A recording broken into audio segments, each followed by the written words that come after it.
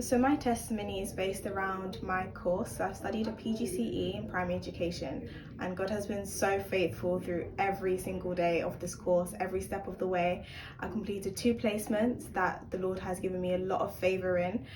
Even when I got onto the course, during my interview to get onto the course, the lady said to me, "It's like you've done this before." And I'm very new to the profession, so God has been so faithful. The main bulk of my testimony was around how I got my job. So in my second placement, there was a job opening, and it was around the same time that my final assignment was due. So I didn't really prepare for the application until the night before.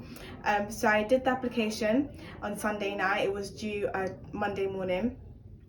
And when I emailed the application, it was due at 12 p.m. midday. I emailed the application to the lady, and I thought I'd sent it and scheduled it for 8 a.m. that morning. But when I checked 5 minutes before the deadline, I'd accidentally scheduled it for the next day. So the Lord had reminded me and prompted me to check it again. So I emailed it again quickly, and I sent my application off. The very next day, I was offered an interview, and I had the interview 2 days later. For that interview, I just did my normal research.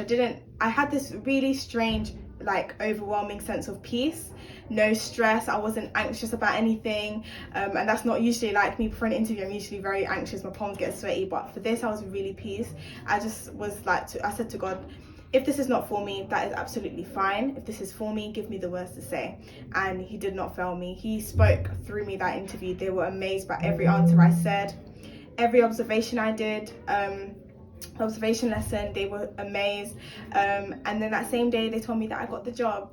And there were 5 other candidates that applied for the role, and God chose me, and I'm so thankful because that was the only job that I applied for.